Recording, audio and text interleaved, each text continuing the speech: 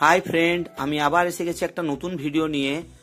আজকের ভিডিওটা হচ্ছে আমরা দুবরাজপুরের একটা বিখ্যাত জায়গা, সেটা হচ্ছে মামা ভাগ্নে পাহাড় এবং পাহাড়েশ্বর মন্দির। তো সেই পাহাড়েশ্বর মন্দির আমরা আজকে দর্শন করব আর তোমাদেরকে দেখাবো মামা ভাগ্নে পাহাড়। তো গোটা বীরভূম ডিস্ট্রিক্টে একটা মাত্রই পাহাড় রয়েছে, তো সেটা হচ্ছে মামা ভাগ্নে পাহাড়। তো এখানে এখন মেলাও বসেছে। তো আমরা এসেছি আজকে বিকেলবেলায় পাহাড়েশ্বরে ভোলেনাথকে দর্শন করতে আর মামা ভাগ্নে পাহাড় দর্শন করতে। তো স্কুটি আমরা বাইরে রেখে দিয়েছি, এবার হেঁটে হেঁটে ওপরের দিকে উঠছি। একটু চড়াই আছে আর দুপাশেই মেলার সরঞ্জাম নিয়ে বসেছে, খুব সুন্দর লাগছে। আর এই যে মোটরসাইকেলগুলো রয়েছে, এই যে রুমটা দেখতে পাচ্ছ, একটা ছোট্ট টিনের গেট আছে, ওই পারে একটা পার্ক আছে। তো ওইদিকে পার্ক যাওয়া যায়। তো আমরা ওদিকে যাব না যদিও এখন। আর তোমাদেরকে মন্দিরটা আগে প্রথমে দর্শন করিয়ে দিই। এই দেখো পাহাড়েশ্বর। তো মন্দিরটা খুব উঁচু। আমি আর দেবশ্রী চলে এসেছি, অরিন আজকে আসেনি, ও মামা ঘরেই রয়েছে। আমি দেবশ্রীকে বললাম চলো পাহাড়েশ্বরের ভিডিওটা তুলে আনি।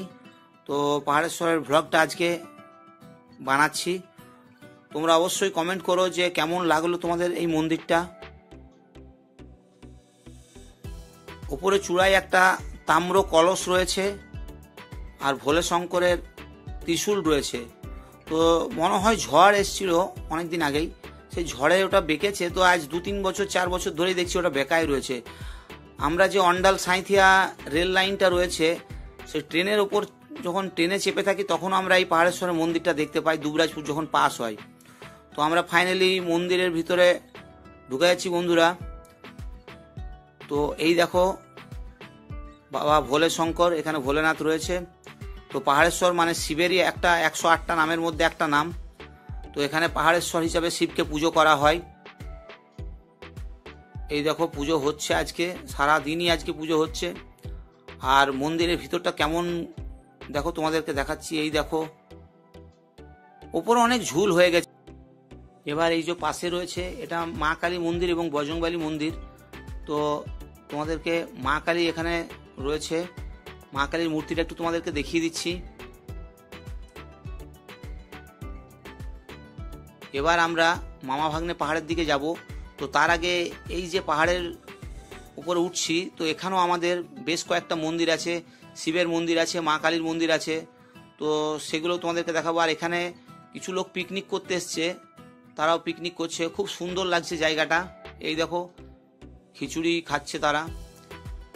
আর বলতে বলতে এই যে একটা আশ্রম টাইপের রয়েছে, এটা পাহাড়েশ্বর মন্দিরটার ঠিক একটু পাহাড়ে ওপর দিকে উঠলে, মামা ভাগ্নে পাহাড়ের দিকে যেতেই এই আশ্রমটা রয়েছে। পুচকেটা এখানে ঘুরে বেড়াচ্ছে।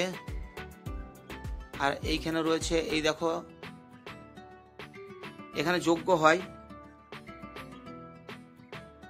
আর এখানেও মা কালীর মন্দির রয়েছে। এই দেখো বলতে বলতে আমরা তোমাদেরকে মা কালীর মূর্তিটা দর্শন করিয়ে দিলাম। জায়গাটা খুবই সুন্দর।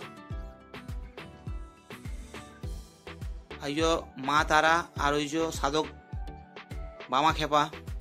তো এখানে এটা একটা ছোট্ট মন্দির। আর এইদিকে স্বামী অভেদানন্দ রয়েছে, অভেদানন্দর একটা মূর্তি রয়েছে, সেটাও তোমাদেরকে দেখিয়ে দিচ্ছি। এই দেখো স্বামী অভেদানন্দজি।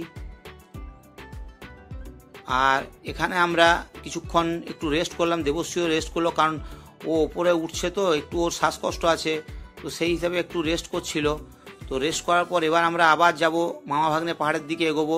তোমাদেরকে দেখাচ্ছি, জঙ্গল রাস্তা দিয়ে যাবই। এই দেখো বলতে বলতেই জঙ্গল আর পাহাড়, মানে এখানে পাহাড়টা খুবই ছোট।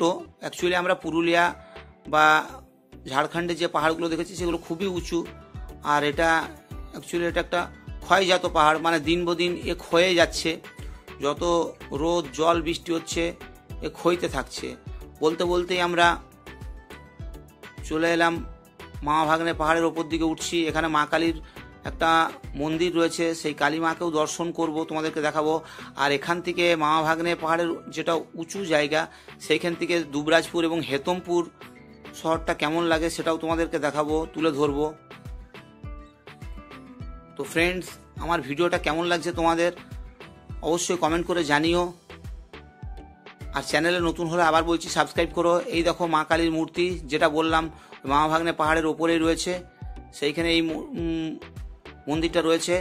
আর এই দেখো মামা আর ভাগ্নে লেখাই রয়েছে এখানে।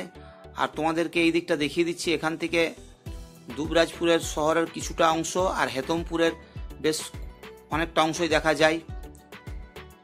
তো ফ্রেন্ডস, এই ছিল আজকে আমার ভিডিওটা কেমন লাগলো তোমরা অবশ্যই কমেন্ট করে জানিও।